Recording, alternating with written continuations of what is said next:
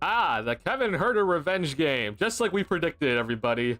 That was a fun one. I appreciate that game. That was a fun game, just overall entertaining. I hope a lot of people enjoyed that game. That was really fun to watch. Obviously the Bulls get the win here, so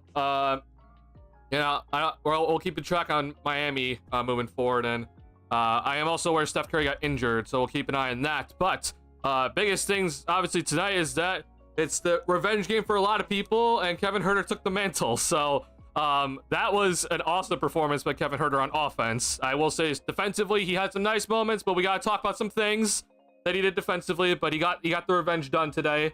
Kobe White had one hell of a performance, man. That was awesome to watch. And now it's 11 straight in a row for Kobe with 20 plus points per game. So yeah, I mean, I wonder what Kobe's average is now after this one, but he's finally looking like, you know, I don't know if I want to say he's like looking like himself from last year, but I'd actually argue that he's looking like just a different player recently. Like that's the Kobe we need to see. And if he's doing this, man, then, you know, the discussion changes, right? If he's able to do this consistently, then, you know, we're talking about a completely different discussion here with him moving forward. But yeah, awesome game by the Bulls to just like keep in this one, because the Kings came out on all cylinders. They had 11 threes in that first quarter. It felt like mayhem, where the Bulls just defensively, they looked lost. They're like, we don't know who the shooters are. We're doubling on guys, and like, you know, it was very clearly evident that the Bulls were like, hey, we're not going to let Levine go off tonight, because they were doubling him off the gate.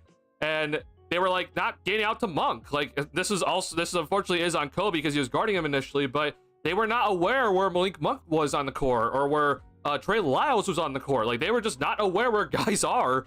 And they finally tightened the screws a little bit as the game wore on. Obviously, you know, like the math eventually is going to work out. Like you're not going to hit 11 threes in every quarter for the Kings, but we finally saw the Bulls start tightening the screws and not let Malik Monk like start getting all these threes. Now Malik Monk started to drive on us, right? But we were starting to tighten the screws on like, okay, we're not letting, you know, wide open 3-point shots happen anymore. So that was finally good to see from the Bulls, because I was losing my mind watching some of the defensive effort early on. And then you know, shout out to Vooch for, you know, proving me wrong, I guess, tonight, because I feel like he's just had a really bad overall, you know, comeback since the calf injury. This is by far his best performance. Almost a triple-double for Vucevic tonight. And he was major, honestly, throughout the entire game. Like he was kind of like the only source of offense early on for the Bulls that was pretty consistent. And then Kobe turned it on in that second half there, and really led the team home. I tweeted out that this felt like a no defense type of game, and honestly, it was kind of like that for most of the game. It was like no defense being played. And the Bulls were able to take advantage and shot 52%. Their assists were very high yet again. Turnovers were not too terrible tonight with only 12, and Kobe White was doing absolutely everything tonight. I mean, it was all, a lot of it was on ball tonight for Kobe, and he was leading the charge. So major shot for him. 14 free throws is awesome. He only took 5 threes, which I think is kind of the biggest indicator of this, is like, hey, he got 35 points and he only took 5 threes and made only 2. That's awesome. That's something where I'm like, yeah, if you do that, bro, then hey, we're all for keeping you. That's an awesome stat line for Kobe. So I'm very impressed with this performance from him. I'm very happy for him. And yeah, this is now 11 straight. So as always, as we say in this channel, it's like you got to continue to prove this, right? And Kobe has every single game so far through this streak. I'm like, is this going to continue the next game? And he's done that so far. So we got to give that credit where it's due with him. So this is awesome for Kobe if he's taking that next step forward. We'll see, right? I do think that the future games here in this little, you know, all these like 9 straight games against the West Coast teams, like I do think that the harder games are coming up, right? We'll see if LeBron is going to be playing in this one, but I do think some of the harder games are coming here.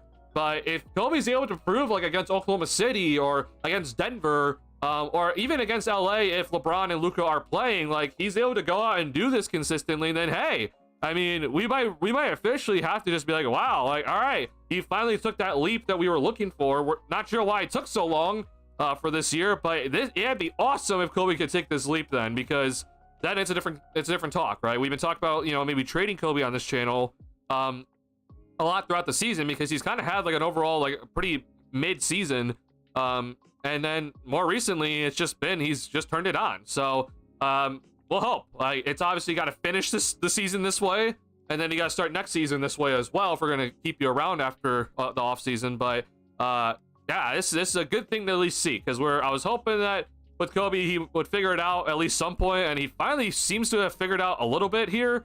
And yeah, we'll gladly take this moving forward. So big shout out to him. Also keep me updated on Trey Jones. I won't lie, that did not look good for Trey Jones. He injured himself pretty late after the Herter hit that dagger 3. Trey Jones kind of came up hobbling, and it looked like a non-contact injury, and I'm very worried about Achilles on that sort of situation, because it was very, it looked like he looked as if he got like kicked in the heel, and that always is like, oh my god, I hope you didn't just like tear your Achilles just randomly. So let me know on Trey Jones, please, on any updates with that. Other storylines that we'll be going over: Buzelis was benched in the second half, or to start the second half of this game. Billy seems to just not really be happy with how he's performing, and you know, I don't really blame Billy in a sense, but I was still shocked though to see that he benched him. You know, I thought that even if Buzelis is struggling, at least just continue to just keep him in the starting lineup and just let him struggle for a little bit. Maybe he doesn't close games, but you at least keep him in the starting unit. But Dalen Terry and Julian Phillips closed this game out. Like, they were on the floor a lot in crunch time, and you know, Phillips didn't really make any shots, but he was doing a pretty decent job overall. 6 rebounds tonight for him, which is great. Terry, you know, he hit two threes tonight. He got to the free throw line. He played some decent defense. Clearly wanted to put it to DeMar's face tonight. So better game overall, much better just kind of rebound game for him compared to that Phoenix Suns game. So yeah, a lot to kind of talk about in this one, but keep me updated on Trey Jones, because I'm very concerned about Trey Jones and that injury. Didn't look too good. Kobe Maskglass out there, you know, Viper Strike. I did read your tweet that like he's been playing like a sort of like a Brunson style game recently, and it's honestly a really good comparison. Like, it's very like shifty, and you're seeing him just mostly just attack, and you know, sometimes it looks like he won't really make the shot, but Brunson's also one of those guys where it's like he's some of the best with his angles of like finding ways to get through contact and be at an off angle and still make a shot. And Kobe, honestly, it's a really good comparison. And so yeah, I mean, if Kobe's gonna be like this, bro, like, oh my god, it's awesome. He's also bigger than Brunson, so I hope this continues. And again, it's always about, can he continue this? That's always the big story, but I'd be hoping he can. This is great. Looks like a totally different player in this stretch than when he was having a really good stretch last year. Yeah, like the way he's scoring in this stretch, it's a lot of downhill, right? He's getting into the paint consistently. He's finishing through contact, and he's not relying on the three-point shot. I mean, the major stretch he had last season where he was just going out there and just like draining a bunch of threes, like his shooting percentages were really off the charts. You're just like, wow, like this is quite the heater for Kobe. And so, you know, him going out there and like doing those types of performances, it's great. It's like, is that sustainable, you know? Let's see. So yeah, I mean, in the month of December, he's shooting 40% from 3, which again this is above Kobe's overall career average. 39% and like 50% overall shooting, and then he took a dip in February, right?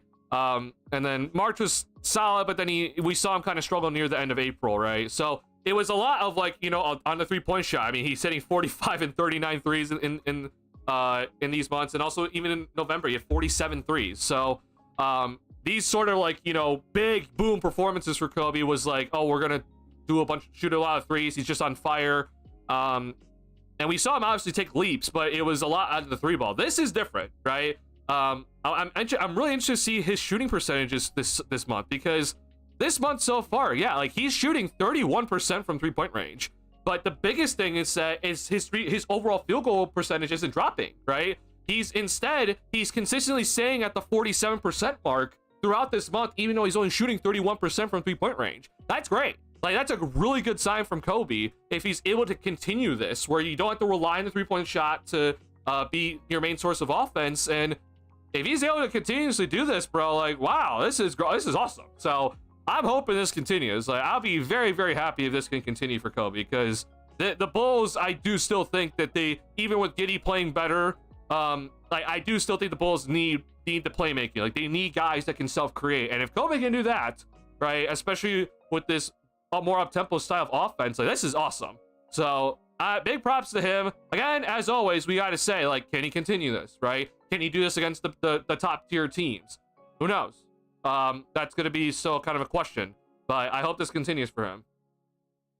Her revenge game for sure, but also maybe Vooch revenge game as the last big three standing. Yeah, I do think this was maybe Vooch's revenge game in a sense. He's probably stuck here, but he's just like, all right, I'm the last one here. I gotta give it to these guys, and props to him for showing up tonight. It's very funny, but hey, yeah, by far the best game for him since coming back from injury. We'll always see Kobe play next to elite pick setter, as he is already so dangerous getting downhill. Malik would be a dream. Yeah, I have always wondered. I think Zach Collins recently has been a very good pick setter, and also like a slip screener, like doing a really good job of that.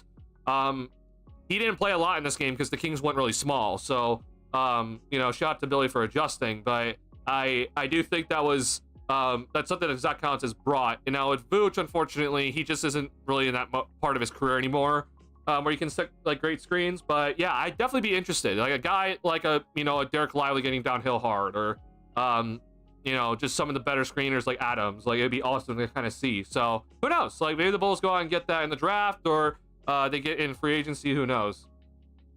God's was going to kill us, but Malik Monk did instead, despite us winning. Nice win. Yeah, I thought Levine was also going to come out and kill us tonight, because he was the freshest body because he didn't play last night. I do think that he might not be 100%. He did roll his ankle the other game. Don't know why he missed the previous night, so hope everything's okay. But yeah, I don't know if he's 100%. Like, the reason why I don't know if he's 100% was that when he got that initial steal where it was like a one-on-one, it was like a fast break for him easily. He looked kind of like choppy on the steps, and Dalen Terry was able to get back to him and follow him. So yeah, I don't know if Zach was 100% tonight, but I did think he was going to come out and destroy us, and he didn't. I do think part of that was Billy Donovan. Billy was like, hey, we are doubling Zach out of the gate. If you watch most of this game, they were just like, every time Zach had a pick and roll set, they're like, oh, we're doubling him immediately. We're not letting him get a one-on-one matchup. And so shout out to Billy for doing that. I think that's pretty funny. And I'm happy that he honestly did that, because I don't know if Kobe would have been able to do something like this tonight if Levine was killing us. But yeah, Zach was definitely a non-factor kind of throughout most of this game. He had a couple shots in that fourth. I mean, you knew at some point a shot was going to go down. But yeah, the Bulls they were like, we're not letting you go off. And shout out to Billy for that. A world in which Kobe and Josh getting to the line consistently would be very intriguing. That would be very intriguing, but we're still not there yet, right? Like, even with Kobe being like in this little run, like there's been a lot of games where he hasn't really necessarily gotten to the line. So that's not, we're not there yet, in terms of that, but I hope we get there. That'd be awesome for the Bulls if we can be a consistent, free throw line scoring team. Sorry, I hit my mic. I'm guessing from Billy's interview that he's benching Montes more because of his conditioning rather than his play on the court. I do think that it's a combination of both. Like, I do think that Buzelis definitely looks very fatigued, for what we've been seeing recently, and I do think that his play hasn't been very good. So Billy's always going to try to win the game, so if that means benching Buzelis, sure. I still would like to see him get at least 20 minutes a night, but again, I don't know what Billy's thinking. So maybe Montes is like really that fatigued and just really can't play that many minutes right now. If that is the case, then obviously you can't get him 20 minutes a night, but I would still like to get him that 20 minutes, even if like Phillips is in the starting lineup suddenly. But we'll see. I'll definitely be interested in seeing that.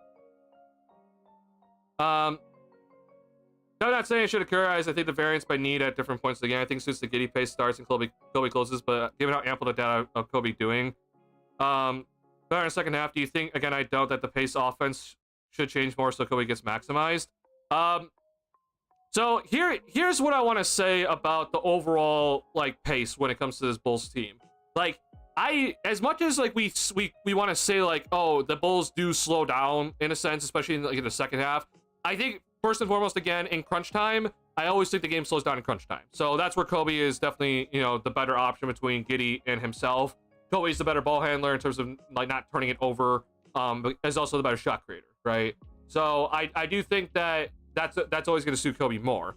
However, I also think that when it comes to this Bulls team, like we have to also realize that as much as we maybe not see as many fast break opportunities in the second half, they're still playing fast. Okay, you're seeing them in the half court how much they're trying to get paint touches, right? The whole point of this offense is that we're gonna bring it up and we're gonna try to just keep driving to the paint and kick it back out. Drive to the paint, kick it back out.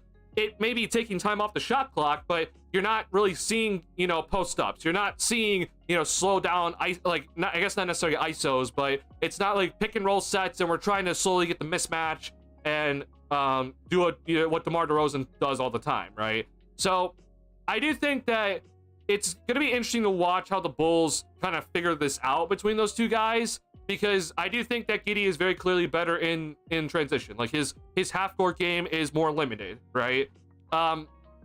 However, this is also the reason why I've been kind of saying, like, it's not a bad thing if Giddey can't be the main guy.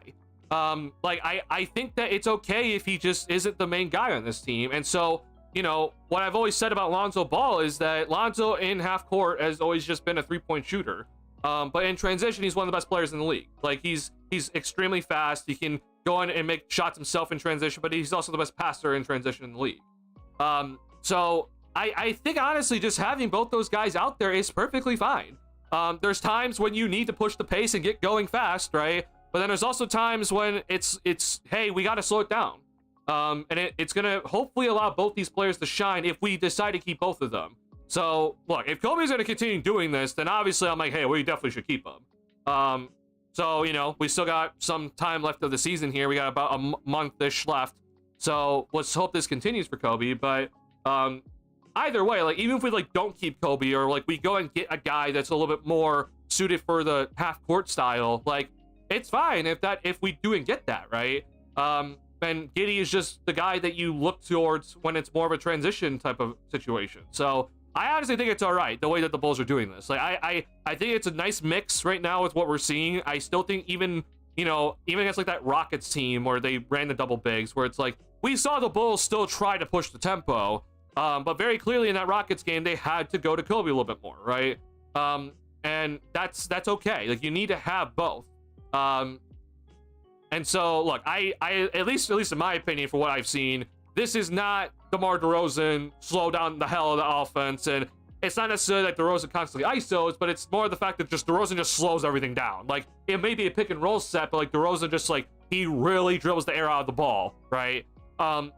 Kobe, even if he is the main guy, like he's still operating at a pretty fast tempo, even if it's just a half court set. So I think the Bulls are honestly doing fine. I think it's a really solid mix recently. And honestly, I have to look this up, but I think Kobe in transition this year has been, like, even though we talk about like Kobe has had his struggles in transition, Kobe's been one of the best players, I think, in transition this season. Like in terms of total points, like he's just been one of the better players in the league. Let's see here. So if we're wondering like, oh, can Kobe like do this consistently in transition? Like I think he can. Like it's not like, oh, he's only a half court player, right? Like I mean, yeah, like this guy right now, he's 4th in total points in transition this season, and that's up there between Shai Gilgeous-Alexander, Giannis Antetokounmpo, Christian Brown, and Kobe White, LeBron. Like he's up there. Like, so I don't necessarily think that like, oh, Kobe's only a half court player, right? He's a very good also in transition player as well. And the Bulls, have been pretty adamant, like, hey, go and be fast in transition, right? In terms of points per possession, let's see here. So like again, this is it's hard to like look at these sort of things, but it's like obviously there's some of the best players ever in terms of transition opportunities. But I mean, yeah, I guess we have to look more towards total points for this, because these guys do a lot in transition, and Kobe has done a lot as well. The points per possession in transition aren't exactly as high as some of these guys, and I would love for a 51% field goal percentage to get higher for him. But he's still been very good in transition overall. So I do think that even though like we say Kobe's half court is important, like I do think that maybe he's like, it's a perfect kind of combination where he doesn't have to always do everything in transition, but he's still a very, very good scorer no matter what in any sort of situation. So yeah, I hope he's taking these strides, man, because the last thing I want to see from Kobe right now is that the next game against LA, he just puts up a dud. Like that's where I'm just concerned about, honestly, with Kobe. Like, I'm very concerned that is where it's gonna go. But I don't know. I hope that's not gonna be the case, and Kobe's just gonna continue on this streak, because this is getting to the point now, at least for me, where I'm like, wow, like, you're not like just draining threes at like ridiculous rates. You're actually just consistently just bodying guys and just getting to the basket at will. And that's something that you just really haven't done all season long, and so it's very, very impressive right now. Let's see, what did Mick say? If Bulls resign Giddey, do they have enough money to keep Kobe White the next offseason? Yeah, the Bulls, even if they resign Giddey to a max, they're gonna still have they still have plenty of salary cap space. And again, the Bulls have bird rights on Kobe White. It's not even like a concern about salary cap space. If you have bird rights on a player, you can re-sign them over the salary cap. So if we're worried about like trying to keep him, it's not really that big of an issue. It's obviously like you need to keep in mind that like I still want to try to get Giddey and Trey Jones on as cheapest contract as possible, because hey, if Kobe does do so, like, you know, suddenly emerge, then yeah, you want to make sure you can pay him still, but also bring in more people, right?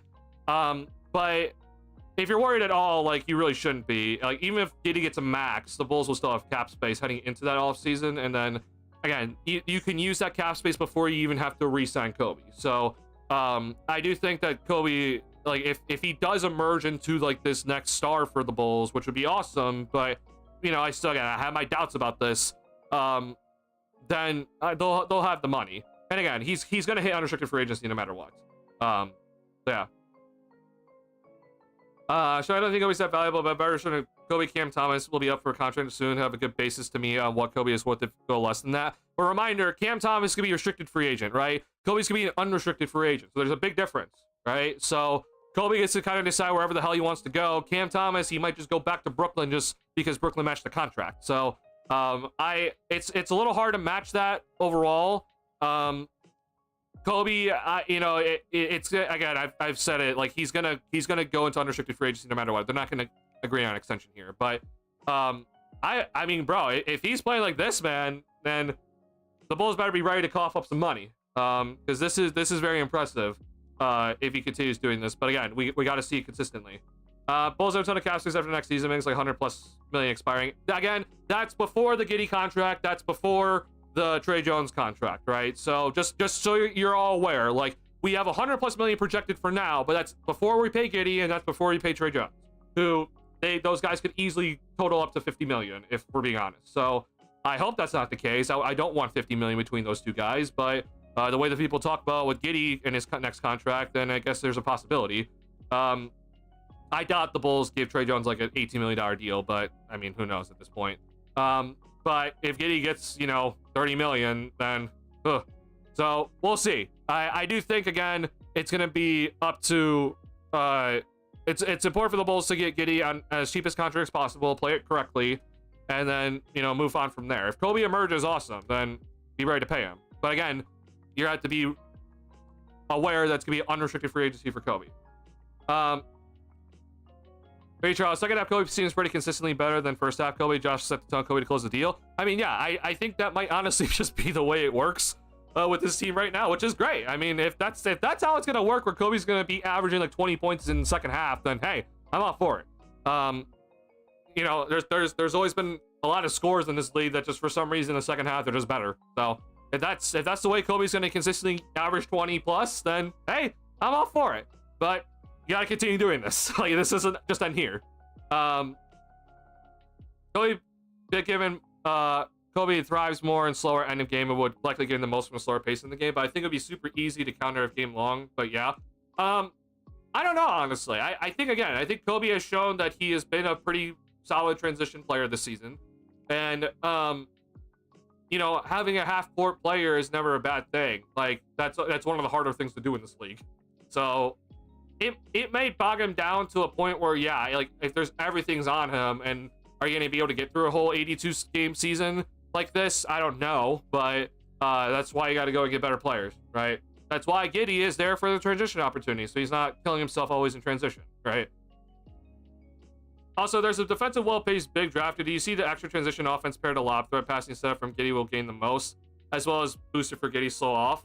I don't know about the lob pass specifically, because what I've been seeing a lot is that teams are just switching the pick and roll with Giddey.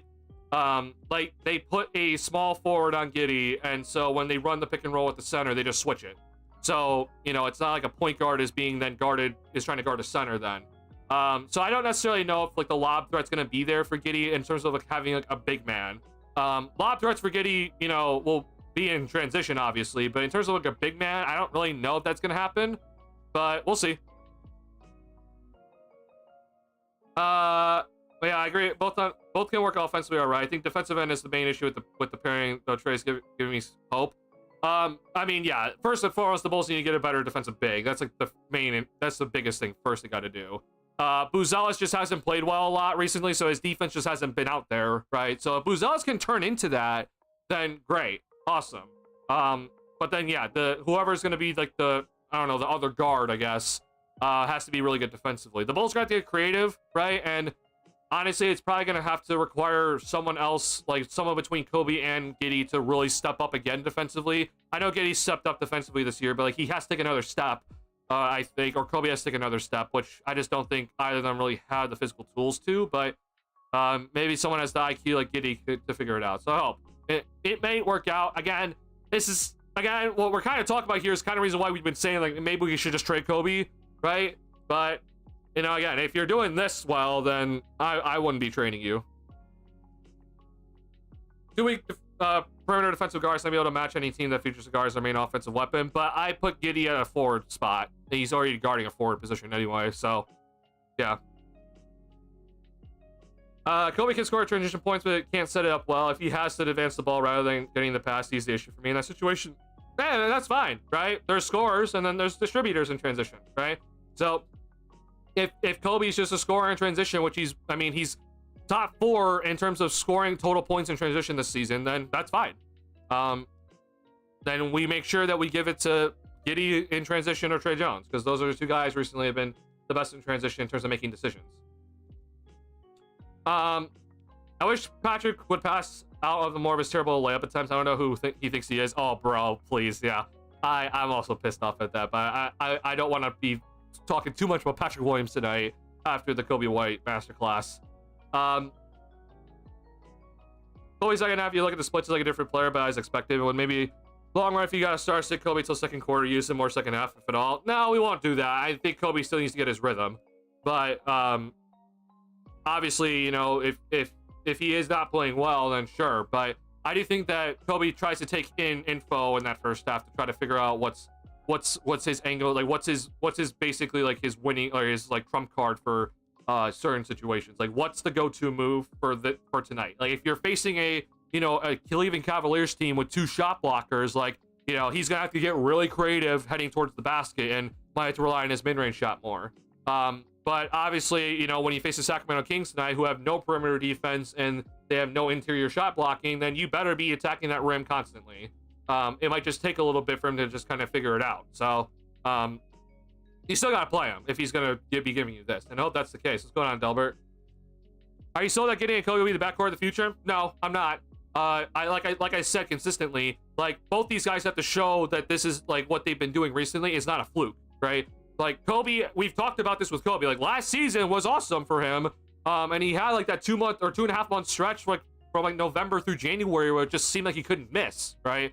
So, you know, and then we saw the struggles this year where he can't get to 20 points consistently until more recently. So I'm hoping that this is like the solidified moment for Kobe, where it's like, hey, we're at the point now where we're gonna see this for consistently. But I'm not convinced yet. Like, this is great. I'm happy for him, and I'm happy to see this now rather than never. But we gotta continue to see it. Like, this is not just, hey, it stops at 11 games here. Like, this has to be what we got to do. That does not mean for me with Giddey that I'm not saying don't bring him back. I'm saying we got to bring Josh Giddey back this offseason. But that does not mean, you know, I'm saying, oh, we're like fully solidified that these are the 2 guys of the backcourt, or at least in my opinion, I think Giddey's a forward. So, you know, we'll see what happens. I'll be interested to see. Obviously, more / better talent is always better, but if Kobe can be this guy and Giddey can sustain a solid play, do you feel any different about missing the lottery. I'd feel differently if we made the decisions that I think we should have made, where, you know, you trade Lonzo and he gooches off the squad. But either way, even with these guys, like, let's say they do take the step this year, and, you know, we'll see what happens in the play-in, but it still wouldn't, it's not beneficial really for them to be a playoff team right now. Go do it next year, honestly, but right now it's not really that beneficial. But we'll see. If Kobe truly does become like this, like, I don't know, Damian Lillard type of scorer, which I doubt he will, but if he does become that, then I'll shut up. But because this is happening, like, you know, in March, and I don't know if you guys have been seeing recently, but like March numbers are kind of all over the place in the NBA. Like, there have been some ridiculous numbers in the month of March from a lot of different teams. So it's kind of just like, I don't really know what's a mirage or what really is true or not.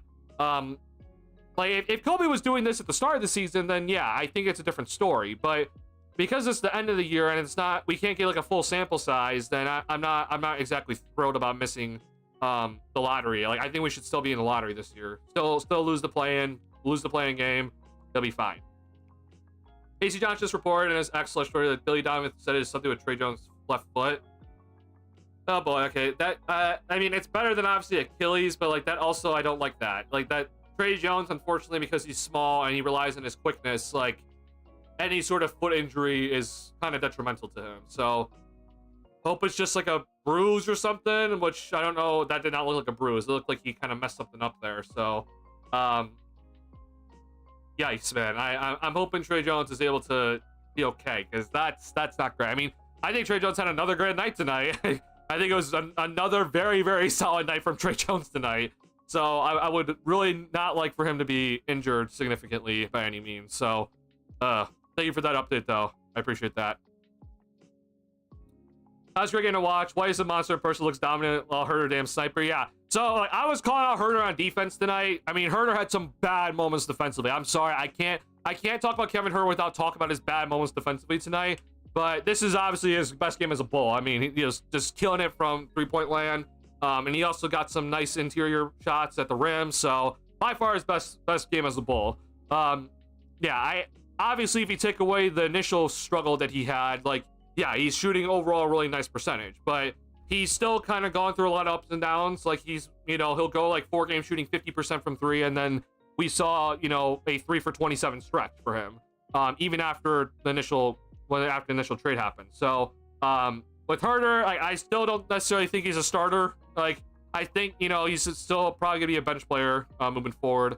But yeah, the biggest thing for him is that you gotta hit your threes, and he did that tonight, obviously. So major revenge game for him.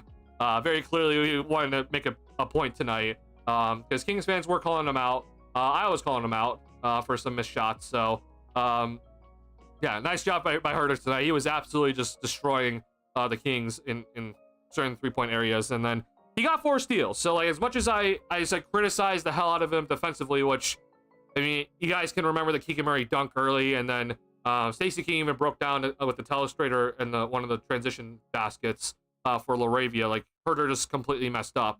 But, you know, obviously if you're gonna put a 25, then I can't really say too much. So good job. Probably crazy, but I think we upset the Cavs. Nah, no, we don't. I'm sorry, we don't. Patrick Williams is continuing with Thibault for poor at the rim conversion this season. At least a healthy Thibault is one of and has been some seasons the best perimeter defender in the league. Oh, I know. Like, Thibault has definitely been disappointing as an overall NBA player, because like the hope was that he could just become like some sort of like an okay shooter, and he just hasn't done that. So good defender, obviously. Yeah. He will just, God, the missed layups are just killing me sometimes. I don't really know what to say sometimes with Patrick, because, you know, he had the dunk in transition earlier in the game, and he had a layup also, but then he just misses some shots. You're just like, what? Pat also, he fell for a DeMar DeRozan pump fake at the 3-point line tonight. I'm just like, what are you doing? Like, I'm sorry, bro, but like, I am willing to live and die by Patrick Williams by DeMar DeRozan hitting 3-point shots against us. Like, if DeRozan drains 7 threes against us, then you tip your cap to him and say good job, and we move on. But Patrick Williams, like, he ran out to DeMar DeRozan at the 3-point line like he was Steph Curry, and he fell for the pump fake, which he should, out of all people, Patrick Williams should know the DeMar DeRozan pump fake. And, DeRozan almost got a dunk out of it on Vooch. But then Pat also did the flagrant foul, which I think that was a flagrant, honestly. Like, this isn't just me, like, trying to shit on Pat, but Pat he's just made so many, like, unnecessary and, like, really weird decisions in games recently. I'm just like, I don't know what you're doing. I've been pretty critical of Pat all season long. This is, I think, arguably his worst year of his career. And bro, it's just to see him miss so many shots at the basket is just killing me. Yeah, I really hope that this contract's not going to haunt us so bad with him, but it might haunt us for a long time. A 3-spot shooter and a D guard with no other skill would be plenty enough to fit between Kobe and Giddey. Even if Trey can do it, sure, they're better around where that perceived fit they stay. Well, that's the assumption that Kobe becomes the number 1 option and Giddey's like your number 2. That's a lot. Like, I don't know if that's really something you should be kind of betting on. So, like, again, if you can go and find like a superstar in the draft class, like, great, go and do that. Like, just because, like, let's say the Bulls, lose the playing games and you just happen to get number 1 overall pick, like, we're obviously, Cooper Flag is the main thing. Like, we're not going away from that. He is the guy. If you want to keep Kobe and Giddey, sure, that's fine. But we have to make it clear, like, Cooper Flag is the guy at that point. I still think that you would, even if, like, you have Kobe and Giddey as, like, 2 guys there, like, you really have to go and still find a superstar. Whether that's a guy that you can, like, I guess, like, the best comparison I can have is like an Evan Mobley, where, it's not someone you can really go and find, but a guy that's going to average like around 19 to 20, but like bring like that elite defense. Maybe it's someone like him as like your superstar if Kobe can be like the main scorer, but I still would go and, at least in my opinion, ideally find a guy that can average 26 plus points per game and be like your main guy. I think Kobe could be a 2, like a very good 2 if he can figure things out. But we're not there yet, at least in my opinion. X-rays negative for Trey and mid-foot sprite. Okay, got it. I hope that's not gonna make him miss too many games here. Right, I appreciate it, Christopher. Trey's the glue. That's the moment he'll be missed. Oh, for sure. Yeah, if Trey Jones can't play next game, which I'm gonna assume that he won't be playing, like, that's a big loss for the Bulls with their pace and their. Like, the biggest thing that Trey Jones has done that's surprised me is that he's been able to get to the basket like pretty consistently, and that's not something I thought he'd be able to do. And so it's not always like, oh, he's going in and finishing, but he's going in there and collapsing the defense and putting pressure on the defense to rotate, and that's very valuable. So obviously defensively he's been a very nice piece as well. So I hope that he's not going to miss significant time, but if he does, bro, that really sucks. I'd be very upset if he misses significant time or can't play the rest of the year. So yeah, and honestly, this is like, if you're wondering why I'm happy Josh Giddey sat tonight, it's because of stuff like this. Like, I'm happy Giddey sat tonight because he's coming back from that ankle sprain. It's a back-to-back. Like, we don't need you to go out and try to, be a superhero tonight. Like, just sit. I would rather you play the rest of the season rather than instead of you get injured because you played a back-to-back. Just be careful, please. Trey Jones is a solid point. I really hope the Bulls will resign this offseason, but with Ion Launch still on the team, I doubt that will happen. So again, I made the video, Migs. If you haven't watched my video, we can re-sign them. We can re-sign both Giddey and Trey Jones while still staying under the luxury tax. Again, we have bird rights on both of them, so it's not a matter of salary cap, but we have bird rights on both. So if you're in simple terms, we have the money. You are right though that it's like we have so many guards though. So are we moving out from somebody already on the team? Like, are we trading Lonzo? Are we trading Io? Right? I don't know. Like, I'll definitely be interested to see. Dalen Terry, I think, is kind of the biggest guy in the chopping block at the moment. He had a nice game tonight, but I don't know. Like, I mean, hell, we saw the game against the Suns, so I don't even really need to, elaborate on that. But yeah, with all the guards though, it is kind of a big question. Like, does Trey Jones, is he going to stay on the team? I still would bring him back. I think he's done a really good job here. I would personally look to bring him back for the right price, obviously, but I would really look to bring him back, and hopefully this injury is not going to be too bad. That was the one I would want to trade out of the three that came in for Zach. That's also my opinion too, even though he had this nice game tonight, but you know, I know a lot of people disagree with me on that. Unfortunately, Zach Collins might be coming back down to earth. I'm not saying like it's that like, oh, he's performing badly. It's just that, you know, that level of production that he was having in the starting lineup just is like, I kind of say like, I don't know if that's sustainable from him. And you know, obviously coming off the bench and playing less minutes, it is what it is. But he's been all right off the bench, and I appreciate that. It's just, again, the money is just a thing. Like $18 million come off the bench next season, it's a lot of money. Yeah. Which top 4 team is the most fraudulent this season? Why is it the Knicks? It's absolutely the Knicks, bro. Who was it? Someone said to Stephen A. Smith today, apparently, that they think the Detroit Pistons are gonna upset the New York Knicks, and Stephen A. Smith is just like go home or something like that today. I don't know who it was, and again, I hate Stephen A. and ESPN right now, but it is definitely the New York Knicks, at least in my opinion. I have no faith in that team moving forward. I hate to say it because it's just like, you know, Brunson, he seems like an awesome guy. Like, Brunson grew up, you know, in Illinois, and it's just, I want Brunson to have a great time, but I'm just shocked he got a lot of money obviously this offseason, but he took a pay cut. It's just that I just don't have faith.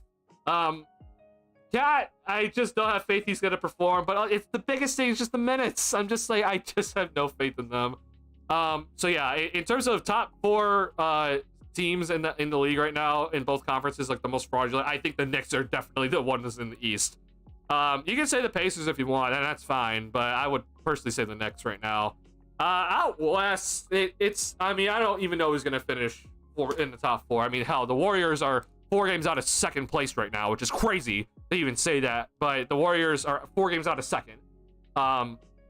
It probably is Houston at the end of the day, but I wouldn't be shocked if like Rockets Nuggets meet in the second round and, you know, Rockets just happen to win. I do worry about Denver's depth and the amount of miles that they have, but who knows, honestly. The thing is with the Lakers, like, if let's say the Lakers are in the top 4, it's like they just have LeBron and Luka is just such a killer that I would not bet against them, even though I don't think they have the depth. Memphis, if Memphis is in the top 4, I definitely think they're fraudulent, unfortunately.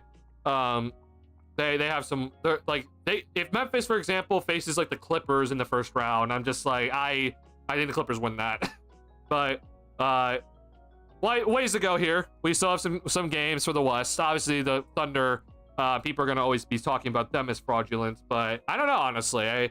I kind of feel like this might be a different year for the Thunder. Like they just look so damn good, and their depth is just out of this world.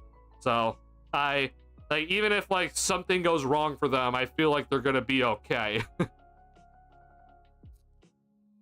Pat drawing foul saved. He looked bad attacking the rim, has no confidence in his right hand. Yeah, Pat, just the dribble for him is such a problem for me. Like I hate his dribble right now. It's so careless. He has no control. I've been saying, I'm like, just don't dribble. Like, unless you have a wide open line drive to the basket, just take the 3-point shot. Like, honestly, like, I honestly think he'll look a lot better if he just does that. But I don't know, honestly. I just don't know what to do with him. Dalen and Julian looked like they played well tonight. Yeah, Phillips didn't make any shots really, but rebounds were good. Defense was solid. Dalen Terry, he came up pretty big tonight. So shout out to them. Phillips has played pretty solid recently, like consistently. He's been taking a lot more minutes because Buzelis has been struggling, but he's done well. It's not always showing up in like scoring wise, but he's been getting rebounds at a lot better rate. His defense, he's guarding kind of like 2 through 4, which is good. Yeah, I'm hoping for Phillips to, again, the Bulls, like, if there's one guy that I know a lot of people are like, oh, is he on the chopping block or not, in terms of like next season for the Bulls, like, I think Phillips is here to stay. 1, because he's been better than Dalen Terry, and 2, the Bulls need depth, but also 3, his contract's just very cheap. Like, this is Julian Phillips' contract the next 3 seasons, or I guess next 2 after this year. It's cheap money, and the Bulls need that right now heading into the next season because they're very close to the luxury tax if they sign Giddey to a $30 million contract. So for $30 million per year contract. So I think that he's here to stay. Yeah, I'll definitely be looking into keeping Phillips for sure. But yeah, he's got to continue playing this way, right? Like, just like as we said with everybody, like, you can't just stop and show up for 10 games and then just leave, right? Like, you have to continuously show this on a night-to-night basis. And for Phillips, as a bench player, it's kind of hard to show it for a night-to-night basis. So, but you definitely need to like show it, like kind of like weekly, right? Like, you may not show it one game, but you gotta show it the next game. So he's done well though. I appreciate what he's done. I watch Kobe pretty badly. I can't even see, even with the scoring, that kind of player being the lead for a champ team. You need another skill other than scoring from defense, rebounding, etc. But I agree with you that he's not going to be the lead guy, right? But that's okay if he's not the lead guy, right? If he's scoring at a very efficient rate as the secondary guy, right? Then that's fine. Like, I don't necessarily need him to play like the best defense in the world or rebound at like the best rate. I do think he needs to probably up his overall decision-making IQ and consistently be this good in transition in terms of scoring, right? But if you're like the second guy, like, I don't need you to like be like this amazing overall rebounder or anything like that. But I do need you to up your IQ. That is something that I would need for him to do. But again, I don't know. Like, is he gonna be a secondary like scorer on a champ level team, or is he gonna be a third level? Like, I mean, we were questioning like 4 weeks ago, is he just a bench player, right? So it's still up in the air for Kobe. This is very good. It's definitely showing me like, hey, I mean, this is something that you've never done before in your career. Like this little streak he's been on, or 11 game streak he's been on. It's not little anymore, but this 11 game streak that you've been on, you've had a 40-point game and multiple 30-point games. This is something you've never done before. So it's hopefully not a fluke, and this is something you're gonna be able to do from here on out. But that's not going to be determined after this 11 games. You got to continue doing this. Like, this isn't over after 11 games. You got to continue to do this. And so until he, you know, if let's say he finishes the season this way, like maybe he only has like one more game this year where he doesn't get to 20. Like, all right, you definitely got my attention, because that means you went against some of the better contending teams and did this. So I'd be definitely very interested at that point and be like, all right, we'll probably bring you back next season and we'll see what happens. But we're not there yet, right? We got to still do this. So this from Kobe. Udonis Haslem. Oh yeah, that was Udonis Haslem today. So Stephen A. that. I do think Udonis Haslem is right. If the Pistons face the next first round, I think the Pistons win. Warner Golden State would have made more moves if they knew Jimmy was going to have this much impact for them. The problem is that I don't know if they would be able to, actually. I think the problem for them was that they're hard capped. So making this move for Jimmy, like, they were just barely able to squeak this under the first apron. They had to wait until Dennis Schroeder was available via trade because the trade restriction rules, right? But I honestly don't. Yeah, I mean, like, their first apron space is not even $1 million. Like, they have $600K in terms of space between the hard cap and where they're currently sitting. So with that little amount of space, it's very hard to make moves. I really think that it would be very tough on them to try to figure out what else they could do in terms of making other moves. So I mean, maybe you're able to like trade GP2 or trade like Buddy or something like that, but it's hard when you don't have like that extra little wiggle room to kind of work with your trade exceptions. Like, that's a very tough thing to operate with. So I think that it would be very tough for them to have made another move, because if you're not aware of what I'm saying here, the Warriors are hard capped at this number, so they cannot at any point exceed $178,132,000. Okay, so as you can see, this is their current number at $177,500K. So any sort of move where you have a 600K difference between the contracts and you're taking 600K back from the deal, like, it's legal, but it's just barely legal, and that's hard to find those types of deals. Like, you usually have like $1 million or $2 million difference. So maybe there was a world, but I don't really know. I would kind of doubt that there would be another trade that they could have figured out on the fly, because again, they had to wait for Schroeder to become available, and he was like available the Wednesday before the trade deadline hit. So like, it was like it was very late timing for the Butler trade in to begin with. So yeah, I don't know, maybe, but it would have had to have come with some very big salary cap like figurations that is kind of out of my pay grade. Golden State Warriors versus Lakers first round, that'd be a fun matchup. That would be a very fun matchup. I don't know who would take that. Probably Lakers would take that, but I mean, if Steph and Jimmy are gonna perform like Steph and Jimmy in the playoffs, then hard to bet against them. Who do you think I'm on top in the West, OKC or Denver? I mean, there are definitely two teams that could. I wouldn't be shocked if the Lakers come out. I'd be pretty shocked if the Rockets did, but who knows? I'd be shocked if Memphis did. I mean, there's always a chance for the Warriors. If I had to pick, I'd pick the Thunder for now. I know it's like the safe pick, but if I did have to pick, it would be the Thunder. But yeah, I mean, who knows? Honestly, it'd be a very interesting Western Conference if the Thunder, like, second round again, they get knocked out because they happen to face Luka again in the second round. Like that would absolutely suck for them. But I mean, there is that possibility, right? For the East, I really do think it's just going to be between Cleveland and Boston. Like, maybe if Milwaukee can like figure out their shit, but I just don't think that they have enough, unfortunately. I have no faith in New York, and unfortunately for the Pacers, I would probably bet against them, like against like Cleveland or Boston. Could they beat Milwaukee? I think they could. But I'd have a hard time betting against Celtics or Cavs. So I'll say Celtics in the East, just because I do think that their overall just depth and size might pose some problems for Cleveland. But we've seen some very great games already from those two teams this year. I hope we get the matchup. I think it'll be a very fun matchup in the conference finals, honestly.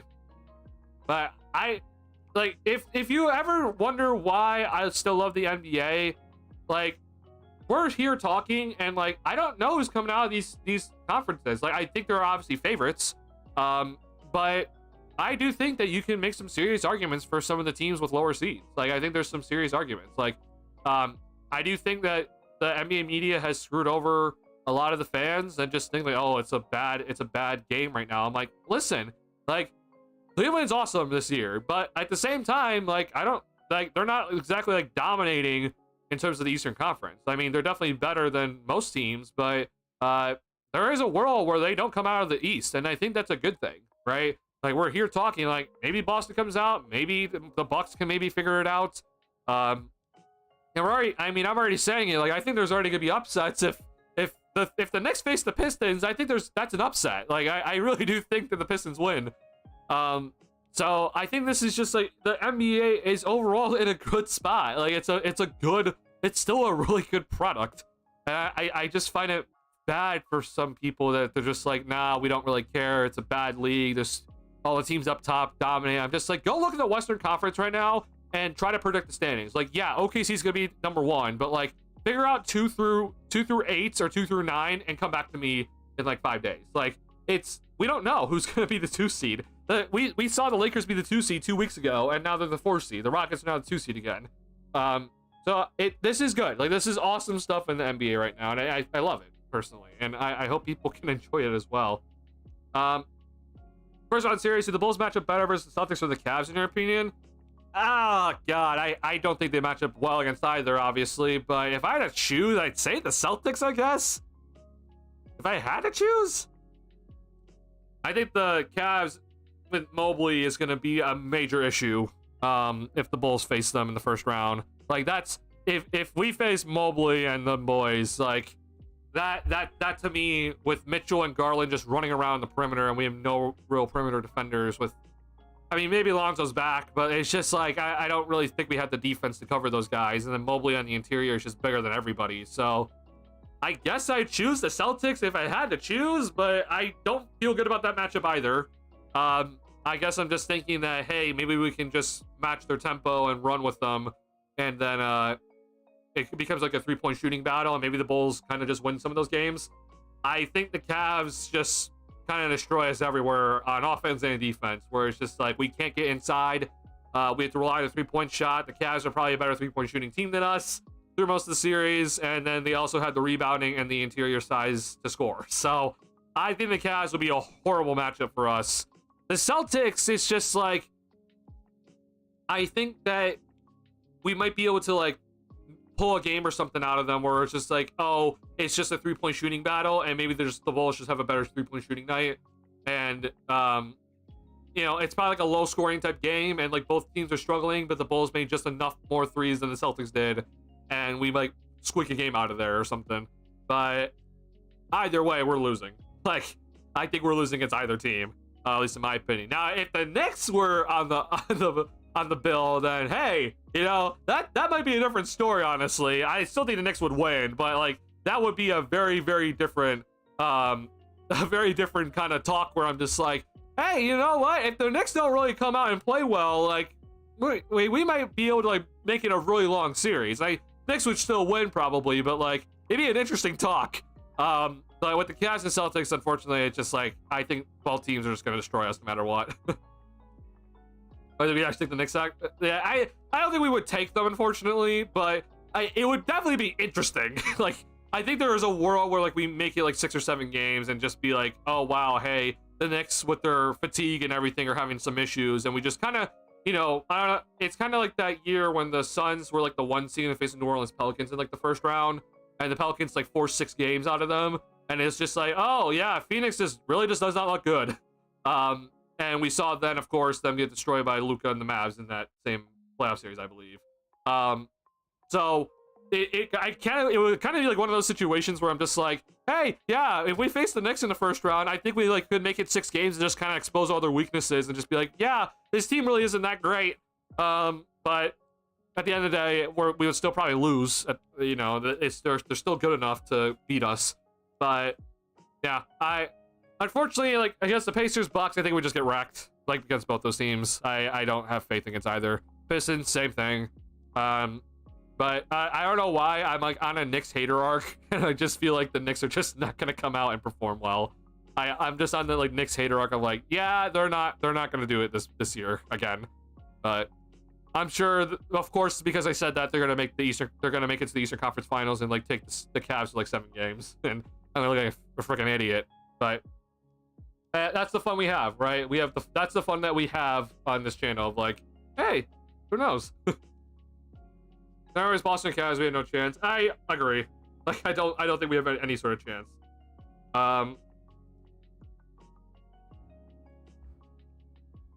Sorry.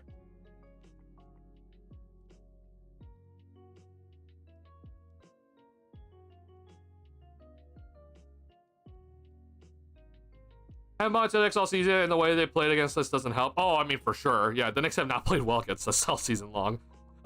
Yeah, I'm just a hater just because, like, look, I think Tibbs, like, if you had to win 1 game, right? Like, if the playoff series was 1 game, okay, then I think Tibbs is like by far the best coach to have for it. Like, he is not afraid to only play 7 guys and play his starters 48 minutes and be like, hey, we are winning and losing by our best players out there on the floor, and I'm gonna get 110% out of these guys every single night. Okay. However, if you want to win a playoff series and you have Tom Thibodeau as your head coach throughout the regular season heading into the first round, I just don't feel great. Like, it really makes me concerned. He's played the Knicks players so many minutes already. They're trying to manage Brunson's minutes before he even got injured. And I just don't have faith that Brunson is going to be enough to get the Knicks over the line in some of these matchups. I do think that the whole kind of argument of like, hey, smaller guy, like smaller player leading the team, like, is that a way for you to win, like be an actual contending team? Hasn't been proven, unfortunately, for Brunson and the Knicks, right? They just haven't done that yet. So I would have doubts, unfortunately. That's not to say I don't think Brunson would play well. It's just that I don't think he'd be enough. And then, like, you'd then be looking at Cat as, like, your guy, but he just hasn't been, like, a #1 option in his career and had success. Like, he just hasn't. Like, go look at his time in Minnesota. It's always been, you know, like, he was the #1 option initially, but then Jimmy Butler came, and then Anthony Edwards came. It's just like he just hasn't been a number one guy, and so I don't have any faith with those two guys, unfortunately. And then their number 3 and 4 guys are OG Anunoby and Mikal Bridges, and as good as defenders those guys are, I don't think they're going to be enough scoring. So I'm sure I'm just hating too much, and I'm sure I'm going to look like an idiot as the playoffs go on and Knicks like sweep the Pistons first round. But that's just like if I had to like really be like on a hater arc on like one team that's gonna be favored in the first round, I'm like, I have no faith in you winning. It's the Knicks. So we'll see. I might look like a genius. Me and AV Breeze might look like an absolute genius. Or we're gonna look like absolute idiots, and they sweep the Pistons and they go on beat like the Boston Celtics or something. How do you feel about Spell these days? Nine game losing streak has Miami fans getting antsy. So I think honestly, like, Miami has problems, and the least of their problems is Eric Spoelstra. Look, I think Spoelstra, no matter what, is one of the best coaches in the league. Okay, if let's just be real with ourselves, if you go look at that Miami team, they're not great, right? Like, Jimmy was a big part of that team, and you go and trade for Andrew Wiggins, who is nowhere near what Jimmy is. You got Davion Mitchell, who's bench player, right?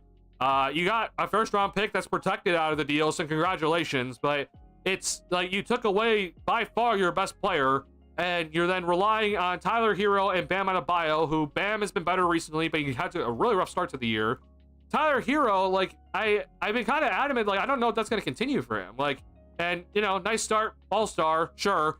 But, like, he's a guy where he just, everything comes from the three-point line. And unfortunately, if you're not Steph Curry, I just don't have faith in you until I can, like, continue, like, being that efficient and score that many points. So, I just think Miami just has a bad overall team right now. Should they be this bad? No. So that's definitely where maybe you can argue with about Spoelstra just being horrible recently. Like, if you want to, like, have your biggest argument of, like, we should not be at a 9-game losing streak, we should not only have 29 wins on the season, that's your best argument against Spoelstra, where you're like, why the hell is this team not doing better? But, like, if you're thinking that this team should be like a 500 team or better, like, I don't know what I think after trading Jimmy, like, they just are not good. Like, they really have some problems, unfortunately. They have a lot of guys that kind of just play the same position, and they're heavily reliant on three-point shooters that don't have much defense. And I think that they really want to, like, buy into, like, Tyler Hero and Bam, but I think just as like how we have talks about, like, the Bulls need to find their superstar. Hero has had his great moments this season, but I don't think you can be a championship caliber team with Tyler Hero as your number one. That does not mean that Tyler Hero is the reason why they're losing, okay? Like, because then it's all of a sudden, like, people are like, oh, see, he's not a winning player. That's not the case. It's just that you're asking Tyler Hero right now, because of the whole situation that you've gone through, you're asking Tyler Hero to be the number one option on that team. I unfortunately just think that if that is the situation you're put in, you're not going to win. So, as good as Bam has been recently, and as much as I love Bam, he's a third option, very clearly. Like, he is not your number two. He's definitely not your number one. He's your number two, most likely. And, he's your number three, probably, with what we've seen. So, I don't know. They have a lot of things to work out, but I won't lie, bro. Like, Miami and their financial situation is very rough, I think. This their current team, like, they're in the first apron, as you can see here. Like, they're in the first apron, if you're wondering. Or, sorry, they're in the luxury tax. Excuse me. They're not in the first apron, but they're in the luxury tax. They're close to the first apron. But I don't know if they're hard capped. I don't think they are, actually. Yeah, I'm not sure. It doesn't look like they're hard capped, because there usually be a lock here. But I mean, I just look at this team. I'm just like, Terry Rozier is not good. Andrew Wiggins is meh. Duncan Robinson is getting paid $20 million to just be a three-point shooter. So similar to, like, how Kevin Huerter is, right? Like, they got Kyle Anderson back in that deal. It's just like, okay, Davion Mitchell's nothing. So getting Khalil Ware was very big for them, but, like, you know, Haywood Highsmith has been like a nice find, but he's not going to really change your team. And unfortunately, Jaime Jaquez is not really taking a jump this year. So I personally just think that they're in a really rough spot. They need to clear out some money, and they really can't. I mean, just looking at this right now, like they're already over the salary cap heading into next season. That's with just that's an active cap. Like their cap holds are rough. Yeah, they really don't have any money. So like they need to find out. Like, so the fact that this is non-guaranteed by how much?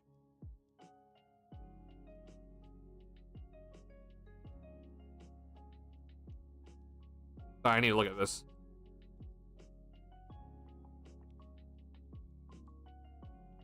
No, this is fully guaranteed, isn't it? Oh my god, this is bad. Yeah, this is awful for Miami, honestly. Yeah, I thought that was non-guaranteed, but I guess this is not non-guaranteed for Miami, the Rozier deal. So I guess it's $24 million guaranteed, which is basically as if he is getting $26 million. Is there incentives or something on this deal? I don't know.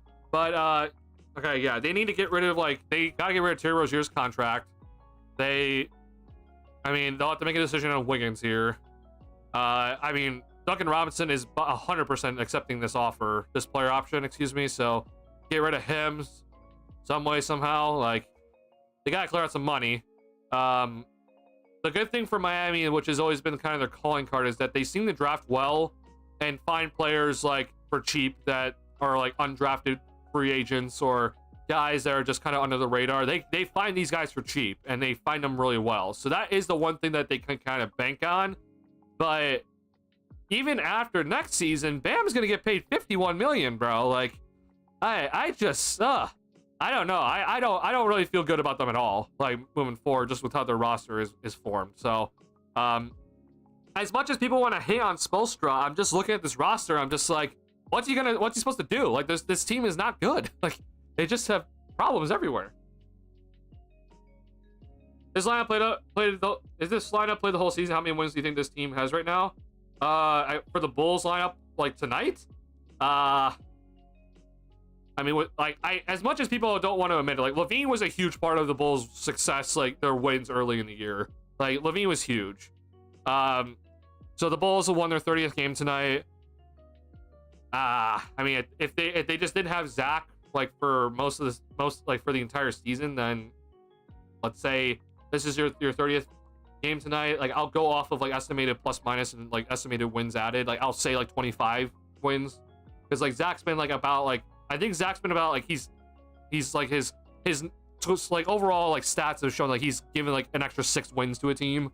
So I'll just like say 5 wins he's given to the Bulls. So I'll say 25 games the Bulls would have won by this point. Billy Bridges cost 5 picks, man. I still can't believe that deal. That deal's gonna haunt them. The way they're losing is brutal. Routinely choking like 20-point leads. Like, Hero plus Bam should be enough for more than 4 wins post All-Star break. I agree with that. But I just also look at the rest of the team. I'm just like, this team is bad. Like, it's just a lot of bad stuff. Hey, say about Buzelis looked lost tonight. Rookie stuff. He did look lost. Yeah. I do think Buzelis has looked pretty rough recently, just in general.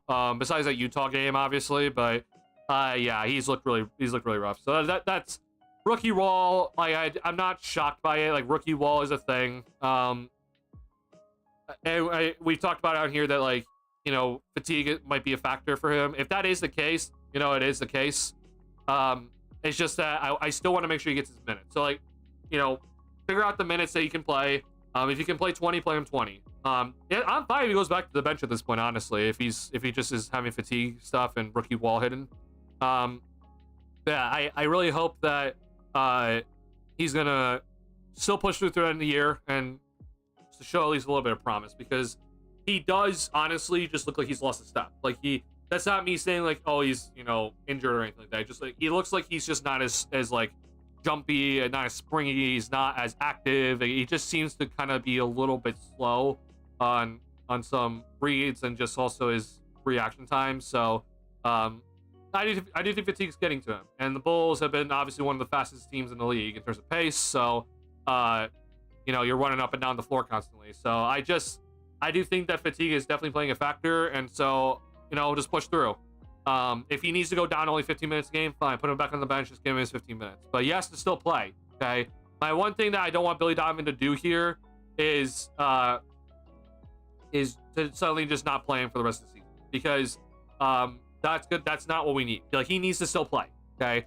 Even if he's not playing great, he still needs to play for the rest of the season. He has to get playing every game. Okay. And it can't just be 5 minutes either. You got to at least play him like as many minutes as he can. So if that's 15 minutes, then fine, it's 15 minutes. But if Billy suddenly is just like, yeah, we're gonna be playing like Julian Phillips and Patrick Williams mostly, like, that's a problem. Like, we can't just have that. Like, we need him to play still, and so Billy does that. Why does that as JV's trainer wonder if he was at the game? Oh, interesting. Yeah, I wonder also if he was at the game. Yeah, my thing for Buzelis just heading into the offseason is just that, like, I think he's learned a lot through this rookie year. He's been very impressive with the amount of blocks that he's gotten in his limited amount of play, right? He barely played early on in the season, got more minutes as the season wore on. You know, it leads the team in blocks, leads the team in dunks. Like, he very clearly has the physical tools. The thing that he needs to work on, obviously, is get stronger in your upper body, because that's going to be very important. I know that there's all this talk about, like, we don't want, like, there's some Bulls fans like don't want him to really add weight. I don't think he's gonna suddenly like slow down tremendously by adding 10 pounds. Like, I really don't. I also still think that he's like growing into his body, so like I think that him adding more weight is gonna be important no matter what. I'm not that, like, I don't want him adding like 25 pounds. Like, that's excessive. But like, I do think he needs to go and add like 10 pounds of just muscle, and maybe that's not just even his upper body, but also his lower body. So like get your leg workouts in, and then yeah, you're definitely going to, like, I know that he played in the G League, right? So like it isn't like a college player, like, you know, like a 40 game season or whatever, but the G League does have less games than the NBA season. So I do think that the fatigue is starting to hit him, and long season, right? So he's gonna have to find ways in the off season to try to help train his body to be prepared for an entire year. And so I'm sure he's learned a lot through this rookie season of like, okay, like at this point in the year, after this many games, like I really felt bad, or I just didn't have enough in me. So it's going to be important for him to get into that shape.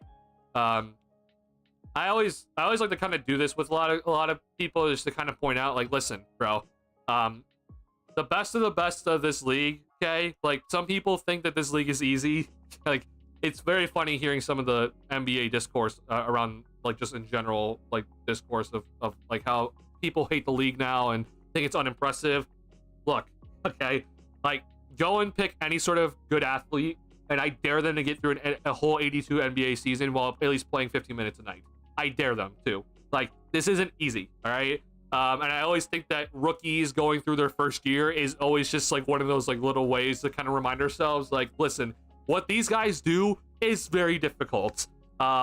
So as much as, you know, we want to always criticize like certain things, like, you know, guys getting through an entire NBA season while actually being like, you know, a top 100 player in the league or a top 150 player in the league, that's very, very impressive for you to do that, right? Not everybody can go out there and just easily just do this, right? So rookies obviously get kind of that big punch in the face.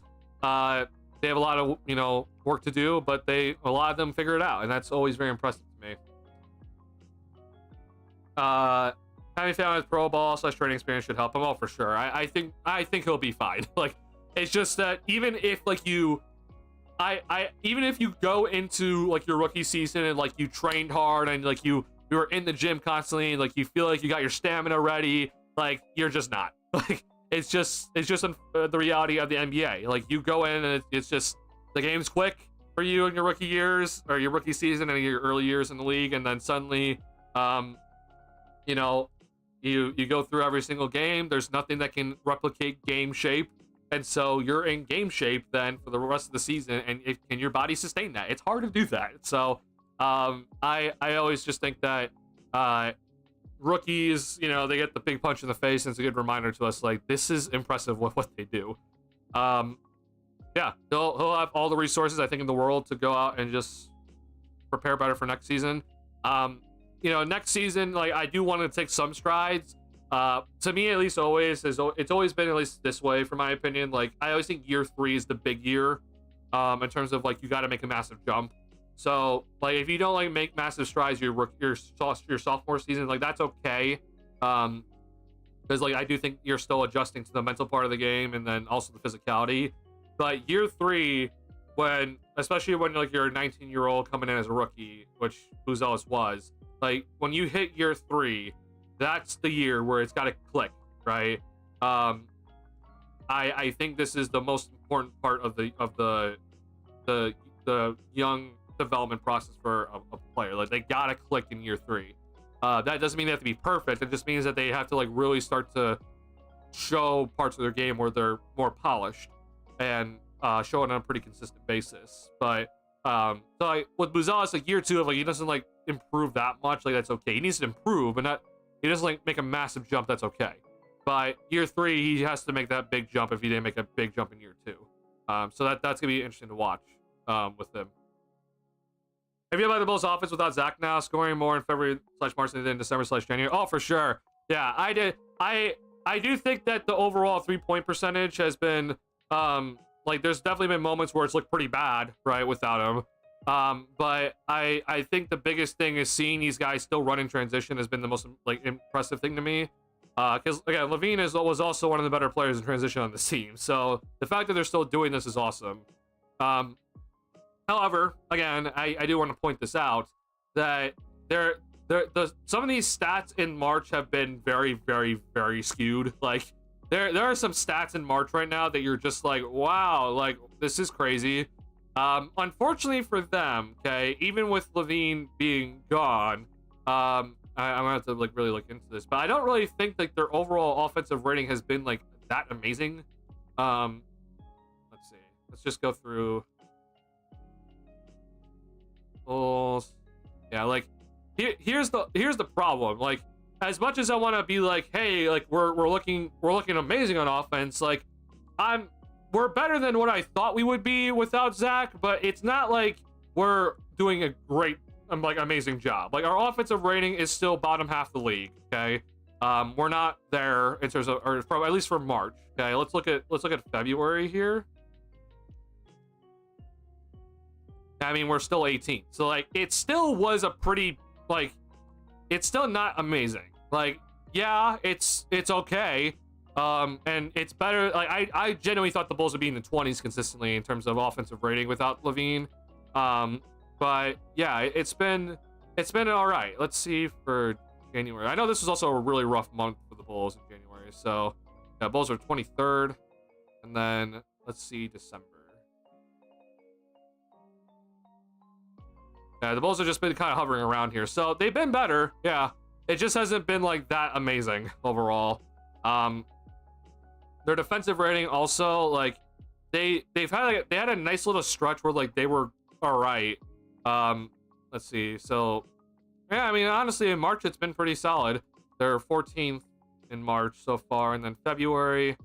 Yeah, this was yikes. This was bad.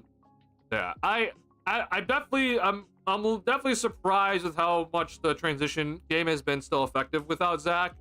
Guys have stepped up clearly. I was not expecting Josh Giddey to suddenly be going and putting up, you know, a bunch of 3-point shot games and then consistently getting 20. So that, you know, that was not in my calculations at all. But yeah, I feel better, but I also just I'm not like fully sold. I'm like, oh my god, we're gonna be like a great offensive team or anything like that. I mean, even if we are playing better than without Levine on offense so far, it's still not like we're doing anything spectacular on offense. We're still like down here. So there's always ways to go, right? Hence, again, we need a superstar. Superstars help really lead you on offense, and they continue to be great. Yeah, I really hope that's something that they'll figure out, maybe. What was our offensive rating in November, honestly? I'm actually interested in that. I mean, so the overall offensive rating was down, I guess, in November throughout the league, but the Bulls were 8th. So, honestly, like, the only reason why, like, if you're wondering, like, oh, see, like, this is a similar offensive rating to March. March has just been a weird month where it just seems like everyone's scoring the hell out of the ball. So like this is like a similar offensive rating to what the November mark, but like the rest of the league is also just skyrocketing in terms of their offensive numbers. Like it's an insane amount. So that basically just kind of tells me it's like, well, I mean, like, yeah, the overall numbers look better than when Zach was here from like December and January, but in comparison to the rest of the league, it's not anything impressive. Like you're not really putting up that many great numbers compared to what other teams are doing right now. Like the San Antonio Spurs have 125 offensive rating this month. That's insane. But you know, we clearly have ways to go. Yeah, I think obviously, like, even without Levine, it's been good to see that, hey, we're doing better than I thought we would do. But yeah, we're still pretty much in the bottom in terms of a lot of stats, unfortunately. So don't think that as if this is like, oh, this is we're looking great or anything like that. We still got a lot of problems here. We got a lot of things to fix in terms of the offensive end and defensive end, of course. What's our net rating, honestly? Yeah, minus 3.1. Not good. Not good at all. So, yeah, we got ways to go. Hence, why I've continued to say it, we still need more young talent. We still need to accumulate more young talent. If Kobe's going to become, like, you know, all-star point guard, then that's different. But I still would try to figure out more ways to get more young talent here, and hopefully Kobe's going to be part of that. We'll see. What'd you say, AV Breeze? Is that a 127 defensive rating for the Spurs? Wemby really has the defensive player of the year. I mean, yeah, Wemby would have definitely been winning it. But again, I've been saying it pretty consistently. Like the defensive ratings, for whatever reason, for some teams are like atrocious this month. Like if you want to see absolute tanking at its finest, go look at all these teams right here. Like 76ers, bad. Pelicans, bad. Like Mavericks without all their players, bad. Hornets, bad. Like Nets, you know, not great. Like this is just the month of March where we're just seeing a pretty high overall number in terms of like defensive rating. Like, let's see here. It's like, yeah, like 122 is the highest in the month of February. So hence why the offensive rating numbers are skyrocketing. There's not a lot of defense being played right now across the league. It is the month of March. Guys are resting. Teams are more preparing for the playoffs here. You know, it is what it is. But yeah, I would definitely be, you know, as much as I want to say like, hey, this offense is great with the Bulls, it's not really. Like we're still having some issues, and we're not anywhere close to what the rest of the league is doing. I mean, you're seeing like, I know that the Spurs really can't seem to guard anybody, but they've been scoring at a ridiculous rate. Clippers they've been playing really well recently. Like they've been doing great. The Minnesota Timberwolves, like they're 8-2 this month, but they've had some really weird losses. Like they lost to like who'd they lose to the other night? Like they lost to like a really weird team the other night. I was just like, what is happening with Minnesota? Was it Thursday? Or was it Friday? I'm losing my mind. I don't remember. Or was it? Oh yeah, they lost to the Pelicans yesterday. I'm just like, what the hell? Like that, yeah, it's just odd across the league right now. Yeah, we got stuff to do. All right, y'all. Let's go do a wrap up for the stream tonight, though. I appreciate y'all checking in. Bulls play the Lakers, I believe. Yeah, the Lakers in Crypto.com Arena on Sunday. No, Saturday. Excuse me. Saturday. So 9:30 p.m. start time. Oh my God. Yeah, I won't lie. I don't think I'm gonna be able to stream for this one, y'all. This is unfortunately gonna be a game I'm gonna have to miss. Due to just it's how late it is, but also I play Valor with my guys on Saturday nights. So this is unfortunately just gonna be like I won't be able to catch this game live, so I will be recording it, but I won't be able to catch this game live, and then obviously if I don't catch the game live, I can't do post game. So very late overall game, so it's gonna suck. This game's gonna end at like midnight, bro. Oh my God. So next time I'll see you guys probably is gonna be after the Nuggets game here, and that's gonna be the Bulls on Monday here in the Mile High City. So I'll see y'all on Monday after the Bulls face the Nuggets out in Denver, and we'll see who's available for this one, and we'll see who's available for that Lakers game, because LeBron obviously hasn't played in a bit. Luka didn't play tonight, So I'm gonna assume Luka's gonna be available against the Bulls. We'll see about LeBron, and of course, like I'm gonna assume LeBron's gonna be available. It's like kind of like the proper time for him to come back. So be ready for a LeBron matchup. And honestly, I would just like to see it, you know, at the end of the day. But I appreciate y'all for hanging out with me tonight. Thank you for keeping up with me on the late night streams. You know, we're not starting post game until very late. And I know it's been in the middle of the week here, so I appreciate y'all. Hit the like button if you have not already on the stream. Helps me out a lot. And I'll see you guys next week. All right. Thank you guys so much. Go watch the video if you have not already. I posted it yesterday. All right, y'all. Peace out. Good night. Get some rest. West Coast trip's almost over here, but we're halfway through, or more than halfway through.